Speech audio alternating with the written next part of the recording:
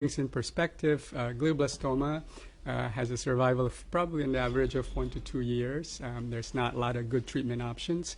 And so this study came out with this treatment approach that really improved the outcome of these patients.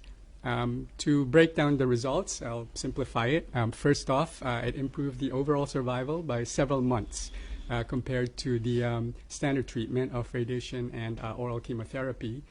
Two, it also almost doubled the proportion of patients surviving over five years, which is a long time for this tumor.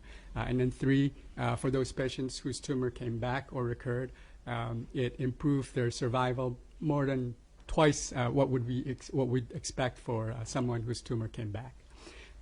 It's also a novel approach, and Dr. Thoms next to me will describe this design. We used a vaccine approach in addition to the standard treatment, like I said, of radiation and oral chemotherapy. And it's a big study. It included 94 sites, one of which is Rhode Island Hospital, and Geisinger is the other, in about 4 countries. Studies like this are quite rare in this tumor because there are not too many of these tumors, although they're the most common malignant brain tumor. Conducting a study with different sites also has its own set of problems. So I'd like to turn over to Steve Thoms, who will describe the design of the study. And then after him, I'll turn over to Dr. Aldiri to kind of give us an idea of where cancer care is heading in our state of Rhode Island. Thank you, Dr. Alanzano. I want to welcome everybody who's come to talk about this exciting development and highlight a little bit some of the local flavor of it. The lead investigator on this study was Linda Liao. She was class of '87 here at Brown, and a year behind me. Her daughter is currently a student here at Brown. And Dr. Liao is currently chairperson at UCLA, and she's been studying these immune techniques in cancer over about the last 35 years. The study was designed initially as a randomized control study, which is the standard in cancer therapy and randomized trials, but unfortunately due to some changes in the care of glioblastoma over the 20 years and some design elements that the FDA mandated, including crossover such that the patients who did not get the vaccine up front got vaccine later on, the data is a little tough to interpret in some ways. As Dr. Alanzano pointed out, the data suggest about a 3-month survival increase in the patients who got this vaccine in overall survival. But the thing that really stood out in this was the tail, the number of long-term survivors.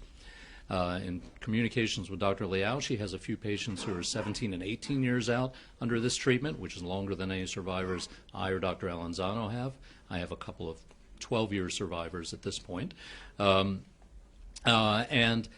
Let's talk a little bit about how this complex study went. So, as Dr. Alanzano mentioned, the standard of care for glioblastoma is that a barber such as myself, a surgeon does a bad haircut, goes ahead and does an operation to try and take out the maximum safe amount of the tumor you can. In some patients, it's as small as a needle biopsy because it's in such an eloquent area of the brain, but our goal is to try to have the surgeon, such as myself, get out as much as we can. And then we follow that typically with 6 months of radiation with concurrent oral chemotherapy, the temozolomide. What made this study unique is that we took each of the patient's cancers and we put those essentially on ice and shipped them down to a place for processing. The tumor samples are then processed by lysing the tumor cells, which exposes some of their proteins, including the proteins that are on the cell surface the body can then recognize and attack. These things are called neoantigens, or new proteins that come out in the cancer during the cancer evolution.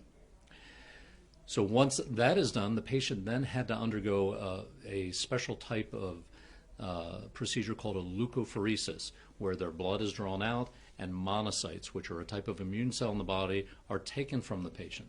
Those are then again put on ice and shipped down to a processing center centrally in the U.S., turned in the petri dish to these specialized cells called dendritic cells. Dendritic cells are a type of immune system that's involved in that antigen processing, which is taking proteins in the body, whether it's from a bacteria, a virus, or new proteins from the cancer, and processing them such that other immune cells can recognize and then attack them. So essentially what was done is in the Petri dish or in the laboratory, the lysate or the proteins from the tumor were then mixed with the patient's own immune cells, and those immune cells were processed, the tumor themselves, and then were used to re-inject into the body as a vaccine. Each of the injections included about 2.5 million dendritic cells, and they were done about 3 times the first month and then every other month for about 6 months, up to a maximum of 10 to 12 vaccine inoculations. And each of those inoculations very similar to the vaccines we're all familiar with for the flu and COVID and whatnot. So where we are with this process right now is that the study is out and has been reported. The data is looking quite promising, but as I said, is a little bit messy because we don't have an internal control because of changes that were mandated by the FDA. But there's certainly signal there that I have seen myself, Dr. Alanzano, and oncologists who have been involved in this study have seen. And in fact, Dr. Liao has been continuing to work on these processes and combining her vaccine with some things called immune checkpoint blockade that rev up the immune system as well and are used in many other cancers, such as kidney cancer and melanoma, lung cancer very commonly. In early studies that she has done with 10 to 20 patients, she is seeing some survivals at 5 years up to 40 to 50% versus the 4 to 5% we used to see in our traditional treatments and the 13.5, 14% we saw in this study of using the vaccine alone.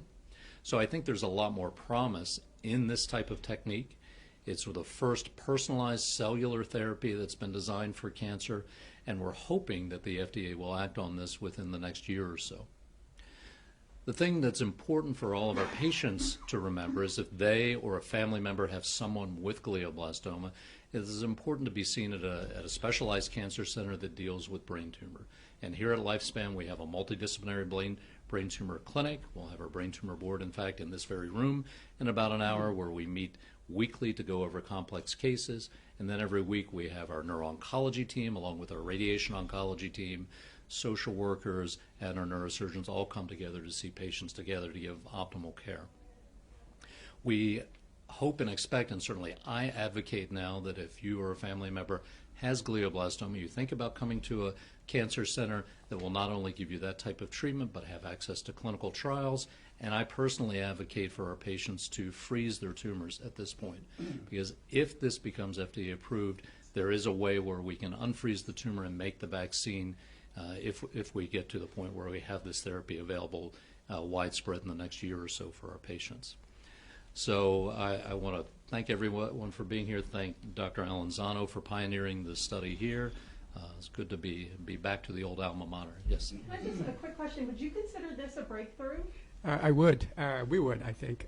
One, because right now, prior to this study, there's probably just 2 standard treatments. With the oral chemotherapy and radiation therapy, there's a device that is approved for use for this type of tumor. But this vaccine approach is kind of novel. Breakthrough in the sense that the results are pretty impressive compared to a standard that's already in use. And it's a very innovative approach in managing this tumor. Yeah, I would echo what Dr. Alanzano is saying.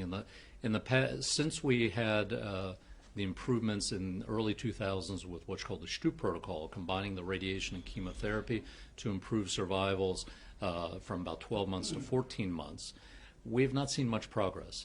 There have been over 400 clinical trials in glioblastoma in that time, and only 2 have been positive. One was for an electrical device called tumor treating fields, which has increased survival somewhat. Relatively non-toxic, but patients find it hard to comply with that. This is a very easy protocol, has very limited toxicity that we've seen thus far, minimal immune reaction problems that we sometimes get with the immune checkpoint blockade drugs. So I think this is potentially a huge breakthrough for patients with glioblastoma and potentially with other solid cancers down the road once these techniques are applied to other cancers. It's actually an important point which Dr. Thoms highlighted. the quality of life aspect of it. And you know, whenever you have a treatment approach, you always want to balance out the benefits you're deriving from the treatment and the risk or side effects that patients may experience with the treatment. In this particular study, we didn't really see a lot of those, although it wasn't highlighted in the study itself. We have people who pretty much enjoy their day-to-day living without a lot of assistance with other folks, and up to the point where their tumors sort of progressed, they were still kind of functioning as usual. Forgive me, how many people involved in the study? So there are about 331 patients enrolled in the study, and so that included 94 sites. One of the sites is us here in Rhode Island. How And long's it been going on? oh, it's done already. It's completed already, and that's why it was published a couple of months ago. No, how long did it? When did it start? Oh, 2005 or 6, Yeah. it was almost a 20-year-long Yep, study yep. to get So this that's how data. you've been able to measure Exactly. just how effective. You said some people still alive 12 years later? Dr. Liao, in some of her early studies before this phase 3 trial, she's got some survivors who are 18 years out.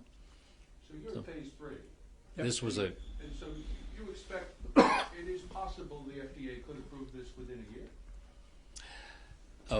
when I spoke to the CEO at our investigators meeting at Society for Neuro-Oncology, they said they are in the process of the application. They put together, I believe she said, 750,000 pages of documentation for the FDA thus far.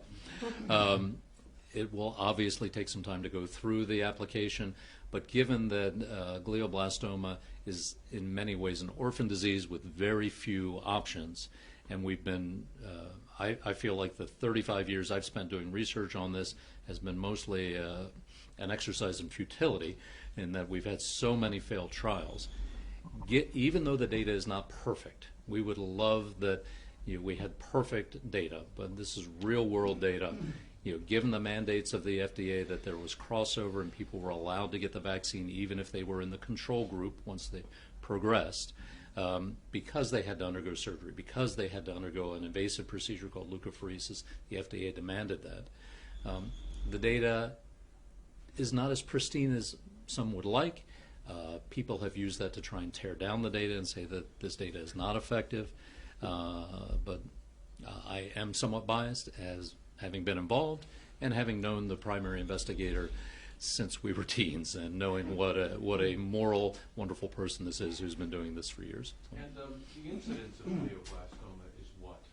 How many people does it Yeah. affect? So the incidence rate, according to the Central Brain Tumor Registry of the United States, is about 3 per 100,000. We have a relatively high incidence here in Rhode Island, so if you calculate about 1 million people in Rhode Island, 3 per 100,000, that's probably about 30 cases per year, but we see about 60 to 70 cases per year here in Rhode Island Hospital alone, and that doesn't include other hospitals in Rhode Island State. Why? How many in Rhode Island Hospital? About 60 to 70 double. cases. Yeah. Why? Why do you think that's the case? It's, Environmental? Yeah, that's a big question. Perhaps environmental is one of them. Perhaps some genetic pool that we have in the state. As someone who didn't grow up here, I know that Rhode Islanders like to stay in the state. They don't move about a lot, and so that gene probably is kind of Well, Since you're here, I mean, you're getting people from out of state, right? we do because despite the fact that we're surrounded by big centers in the region, we have our own catchment areas, and a lot of Rhode Islanders like to stay local. So One other thing to remember is that glioblastoma increases markedly as people age. It's Yeah. much more common as people in their 60s, 70s, and 80s. And Rhode Island does have one of the oldest populations in the country. So part of it is that. There's always a fear that some of this is from our industrial legacy here in Rhode Island. But frankly, other than lots of exposure to petrochemicals such as toluene and benzene, there's not much of an association. Even those with large associations with that only have a very slight increased risk. So There was a I question. have Yep. a very basic question, but which entity will be seeking FDA approval? that would be the company that is trying to commercialize this, a company called Northwest Biotherapeutics, Okay, and it's up to them to commercialize. they're publicly traded? They are a publicly traded company, yes. And can you explain the difficulty in treating glioblastoma? It has these like little tentacles, so you can't Yeah. really get to everything, and that's why it tends to come back. Exactly, that's correct. It's not like as I often tell patients, plum in a pudding that you just scoop out and be done with. There are microscopic cells left behind, even if you're able to take out most, if not the bulk of the tumor safely. And then, we're dealing with a tumor that involves the brain. The brain itself is a very delicate organ, and so you encounter a lot of issues with treatment. And then there's still a number of things unknown about this tumor, although we've come so far in terms of understanding the tumor. I think that there's still a lot of unknowns that we need to explore and do research on. Dr. Elviri, would you like to provide a little bit of a comment, and then afterwards we can just go to questions before we Yeah, thank you. I'd like to thank everyone, and in particular congratulate this amazing team for the tremendous progress that's been made in the treatment of brain tumors. That's really affecting people's lives. This is very important for us in Rhode Island, and as Dr. Elenzano mentioned, we do have higher rates of glioblastoma in Rhode Island. Here's a map of Rhode Island with the incidence of glioblastoma, and you can see it varies by where you live in Rhode Island, with some areas having higher rates. Can you explain that map? Like what's This the is higher the- rates? Okay, We so can't see the fine print. yes, I'm sure the camera can see it, but I've only been in Rhode Island for about 4 years, having spent most of my career in Pennsylvania. So this part down here is where I think that's where the airport is. But some of you out here would know a little bit better what part of Rhode Island this is. But over here, it's like a little over more than 7 per 100,000, which he was saying 6. It's higher in some parts of Rhode Island than other parts. And so this is really impactful research. I think you asked a very good question about why is this? And this is why we are building a world-class cancer center in the state of Rhode Island, the Legaretta Cancer Center at Brown, which is collaborating with our colleagues at Lifespan and other affiliated hospitals. And our goal is really, so everything we do is centered around patients and their families and the wellness and the health of our population. And so basically that's what it's all about, bringing people together to make scientific discoveries, moving them to the clinic so that we can have more options for patients, so they don't have to travel to faraway places and can get the care they need right here by the most amazing colleagues who are helping the patients in Rhode Island live longer. I have a question. So if somebody comes in with a glioblastoma now, do they have access to this vaccine or no until or if it is approved by the FDA? Like the clinical trials are done, right? Correct. The clinical trials are done. Right now, the only access to this vaccine is through a specials program in the United Kingdom. So unfortunately, right now, the only way to do it is to pay for it out of pocket, to us to take the tumor out, send the lysate over to the United Kingdom, have their leukapheresis done there and the vaccine made there, and then the injections done there. So it's a very time and cost prohibitive thing. I believe the cost is somewhere near $200,000. For that. So that's obviously why it's important to get it FDA approved Exactly. to get it into. Yeah, exactly. And it's not just an urgency because we need to take care of this tumor right away, but really need to have options for that. Yeah, I do have a question. Yes. Where's the funding coming from? Where did the funding come from for the clinical trials, and how much did that cost? okay. I don't know much about the exact amount, but Yeah. funding came from the sponsor, which is Northwest Biotherapeutics. I see. You Yeah. don't know, did they get an NIH grant or anything like that, do you know? So Dr. Liao has had multiple NIH grants to do her small studies at UCLA. Okay. She has had both R01 grants and what are called SPORE grants, and they have a small, what's called a GMP facility at UCLA to make vaccine themselves. Okay. But they're an academic center. They can only make 1 or 2 vaccines per month. Right, they and can't scale it. They cannot scale it. Northwest Biotherapeutics was the funding mechanism for this. They've been a see. publicly traded company for They many, got many some years. money. So, Right. And so exactly. when and where were these results published? They're published already November last year. It's in JAMA, which is a big oncology journal. Sure.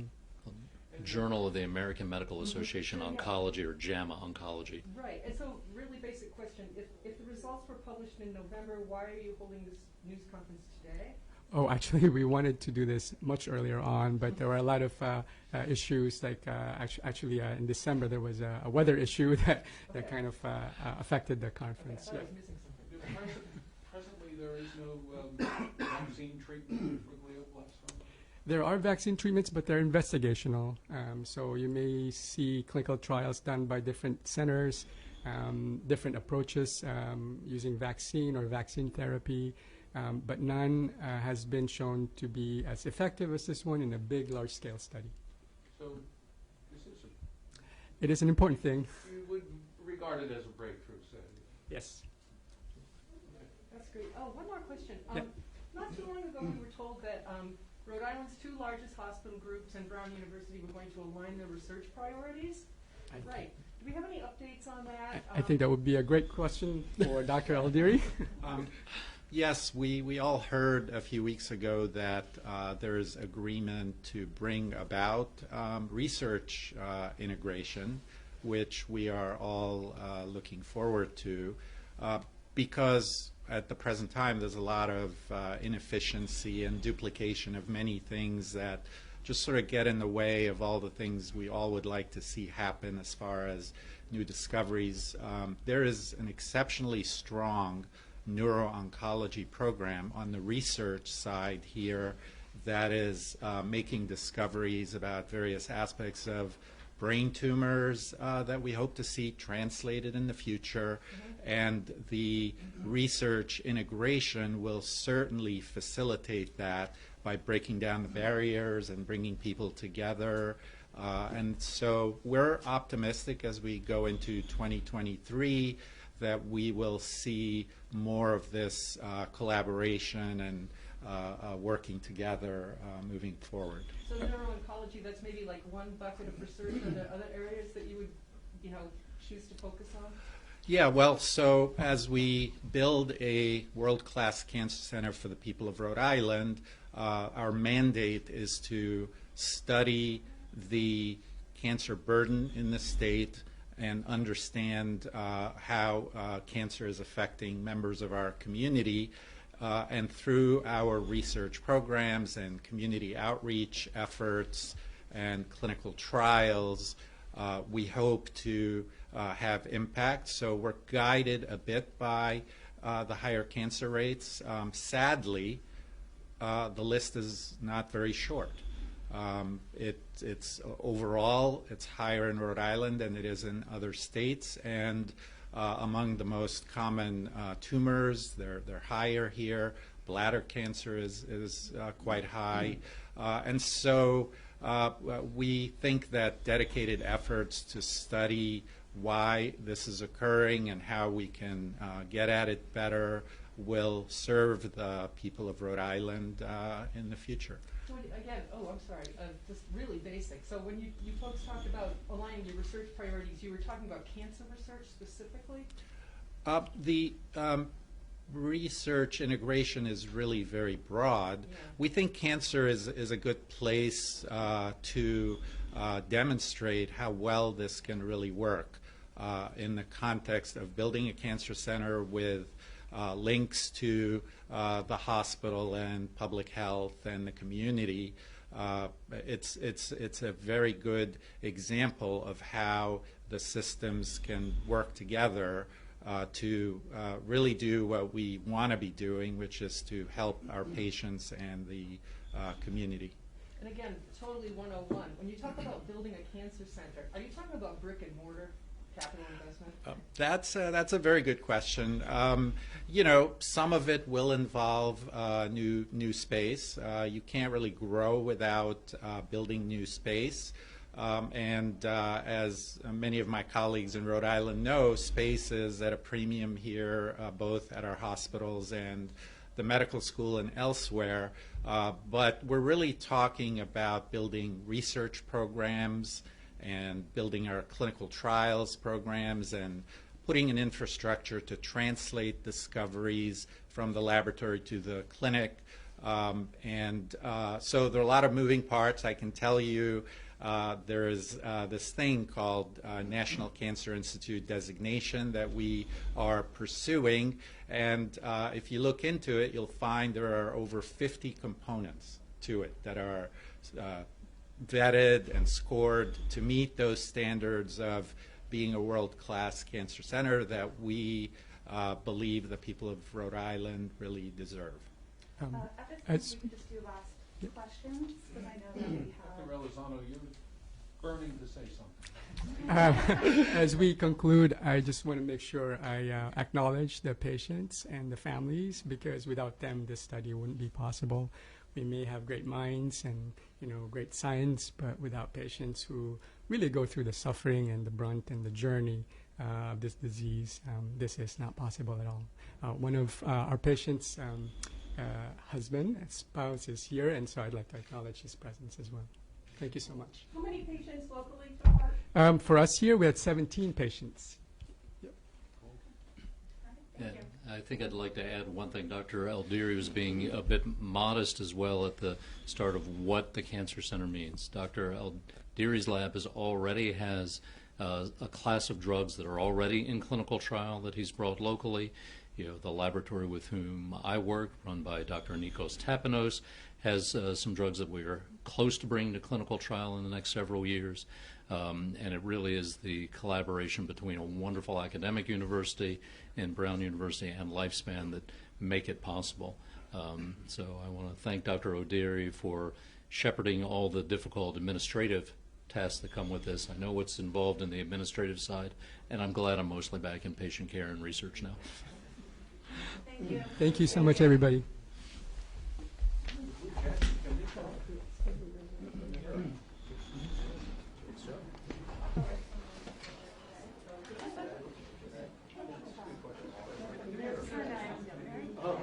Thank you so much.